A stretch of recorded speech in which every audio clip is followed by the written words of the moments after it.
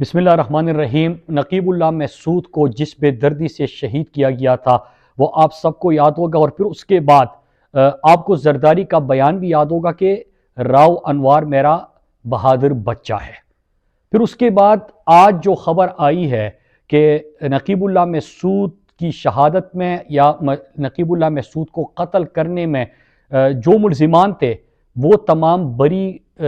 ہو گئے ہیں بشمول راؤ انوار کے۔ اب یہاں پہ کچھ سوال جنم لیتے ہیں اور وہ کہتے ہیں کہ میں چپ رہا تو مجھے مار دے گا میرا ضمیر، گواہی دی تو عدالت میں مارا جاؤں گا۔ آپ کے سامنے ہیں کہ نقیب اللہ محسود کو جس بے دردی سے شہید کر دیا گیا تھا، پھر کس طرح وہاں پہ اس کو کور اپ کرنے کی کوشش کی گئی۔ ہزاروں لاکھوں کی تعداد میں جو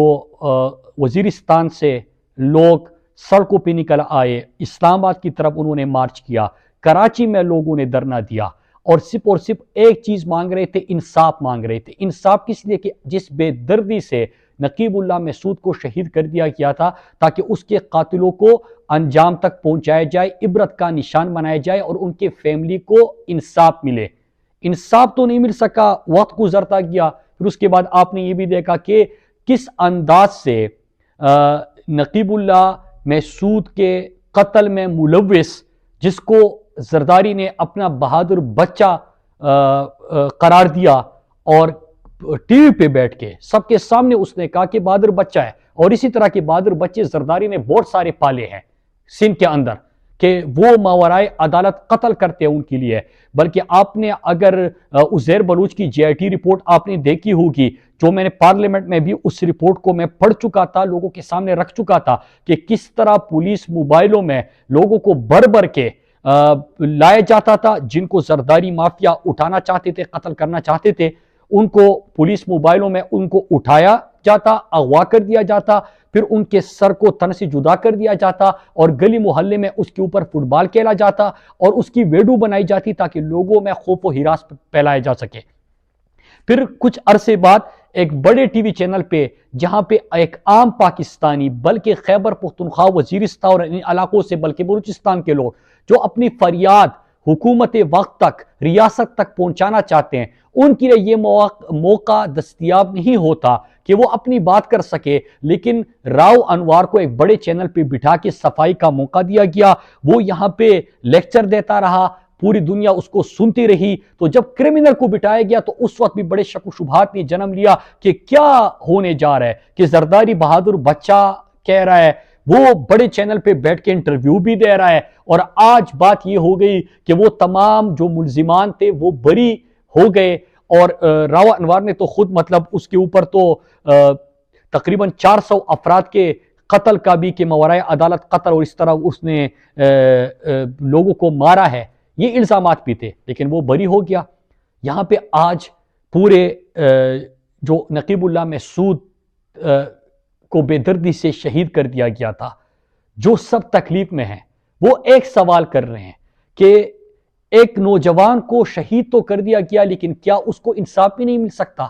یہاں پہ ہر کسی نے، حکمرانوں نے اور خاص لوگوں نے، طاقتور لوگوں نے اپنے بہادر بچے ماورائے عدالت قتل کرنے کے لیے، لوگوں کو اٹھانے کے لیے، ان کو مارنے کے لیے اس قسم کے بہادر بچے پالے ہوئے ہیں، اور وہ کچھ بھی کر سکتے ہیں۔ یہاں پہ غریب کے لیے کوئی قانون ہی نہیں ہے، یہاں پہ طاقتور کے لیے الگ قانون اور کمزور کے لیے الگ قانون ہے۔ نقیب اللہ محسود کے لواحقین، نقیب اللہ محسود کے گاؤں والے، ان کے پیارے، ان کے دوست، ان کے جاننے والے رشتہ دار، وہ کس کے پاس اپنی فریاد لے کے جائیں گے؟ اس کے ساتھ ایک اور سوال بھی آپ پہ جنم لیتا ہے کہ علی وزیر بھی سندھ کے جیل میں کافی عرصے سے ہیں، عدالتی حکم کے باوجود بھی اس کو انصاف نہیں ملتا، وہ اس کو رہائی نہیں ملتی۔ یہاں پہ یہ سوال جنم لیتا ہے، اس سے نظریاتی اختلاف اپنی جگہ، لیکن وہ سندھ میں جو اس کے ساتھ اس وقت ہو رہا ہے، تو کیا جنہوں نے ریجیم چینج آپریشن میں اسی امپورٹڈ حکومت کو سپورٹ کیا، تو نقیب اللہ محسود کی شہادت میں ملوث، ان کو قتل کرنے میں ملوث جو لوگ تھے، کیا ان کے ساتھ وہ آگے بھی بیٹھیں گے جب ان کو राव अनवार को भी बरी कर दिया गया है, तो फिर भी ये इंपोर्टेड हुकूमत के साथ बैठेंगे?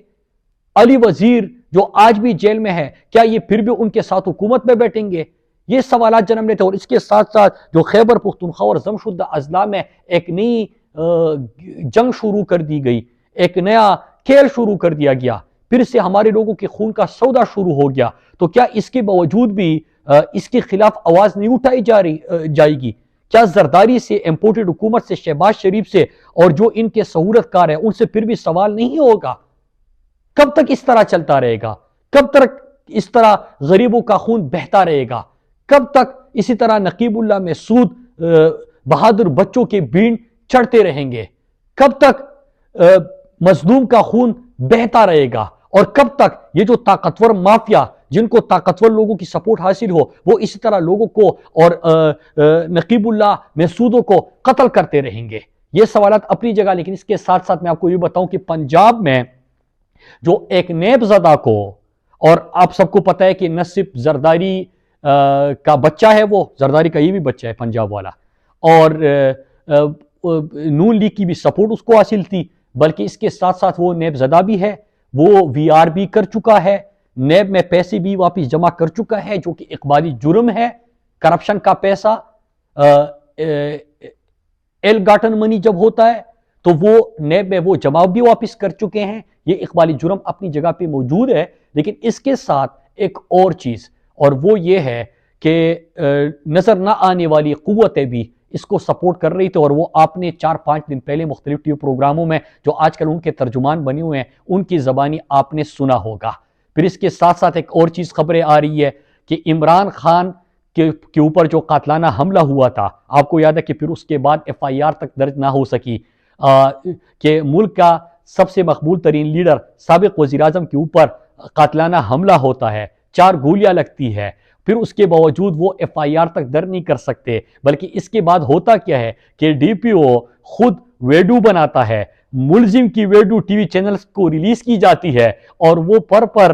पर बोलना शुरू कर देता है, और तोती की तरह बोलना शुरू कर देता है, और उसको एक मजहबी जुनूनियत का रंग देने की कोशिश की जाती है, बयानिया बनाने की कोशिश की जाती है। वो तमाम चीज़ें भी एक्सपोज हो गई। JIT की जो रिपोर्ट थी या फाइंडिंग्स थी उसमें ये तमाम चीज़ें सामने आ गई। लेकिन अब इतला क्या है कि जैसी ही नेबज़दा शख्स को पंजाब का वज़ीर आला बना दिया गया, तो फिर उसके बाद उसने क्या किया कि इमरान खान के कातलाना हमले के ऊपर जो JIT बनी थी उसमें रद्दबदल और JIT को तब्दील किया जा रहा है। और जब क्यों तब्दील किया जा रहा है आप सबको पता है कि ताकतवर लोग उसके पीछे थे। वो